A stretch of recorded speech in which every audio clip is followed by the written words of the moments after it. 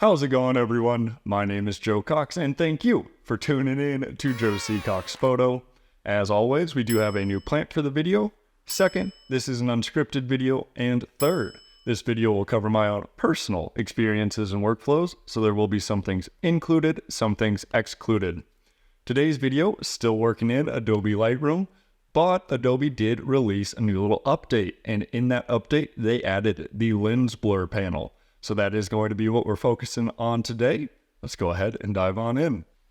So first thing you will notice is up top, we are in the develop module up here. And to get to our lens blur, we're just going to go down and to the right and open that up. To start, very first thing you want to do is click the apply up in the top left. Give it just a second, and now it is applied. So first area that I like to start with is going to be our focal range, and actually over on the right you do have these two different options. Option 1 is going to be subject focus, where AI will try and detect your subject, or you do have this point/area focus where you actually get to go and set it. So I am going to select that point/area focus, go onto our photo and click where I'd like it, and you'll notice it did do a little bit of blur in the background. And if we went up to the blur amount over here, if we went and click and drag left, you'll notice we lessen that blur. But if we click and drag right, we get a lot more blur. So that is going to be how you kind of adjust your blur settings in there. But moving back down to focal range, let's just say that it didn't quite get the area you want.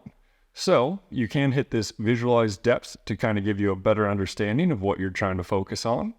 And then depending on which way you drag it, you'll notice that it has this little white line that's either gone from front to back or back to front. And that is essentially showing you your depth of field.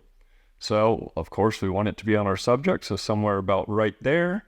But because it is kind of going a little bit too far, we're going to shorten things up as much as we possibly can. Now that that's kind of shortened, we're going to go back forward with it and make sure that our subject is selected.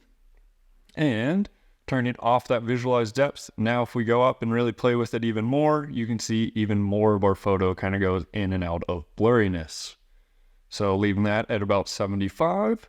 Next, we're going to cover this bokeh range. So if you click on the bokeh dropdown, you'll have all these different options. So you have modern circle, you have this ring, you have this five blade, kind of like a pentagram.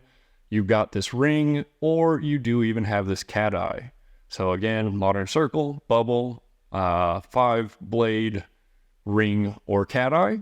And if you kind of focus in over on this candle over here, you'll notice that by selecting different settings, it will kind of change that bokeh effect.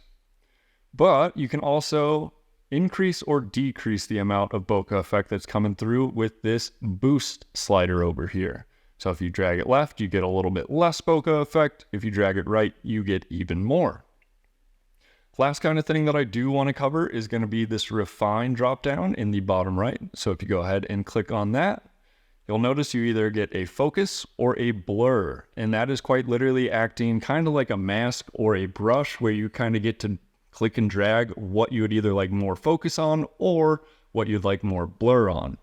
So if we go turn on our visualize depth, kind of get a good feeling of what we're doing, we can go into focus, boost that amount either way up or way down. We'll keep it way up. You can change the size of the brush, the feather, and even the flow of the brush. But if we just start to drag some of that on to our subject there, and then we go into blur, and we'll kind of blur those outside edges a little bit more. Now you'll notice that our photo is looking real good, and we can really start to blur out the background for us. But otherwise, that is going to be today's video. So pretty short and simple. It is a very useful little panel that Adobe has decided to add to Adobe Lightroom. I know I personally am a very large fan of it so far, but let me know what you guys think down in the comments. What else you want to see down there? Just go comment down below. I love reading through those comments. But otherwise, guys, don't forget to give it a like. Don't forget to give it a subscribe. And I will see you guys on that next video. You guys don't want to miss out. So yeah, make sure you're subscribed. But anyways, guys, thank you again, and I will catch you next time. Bye.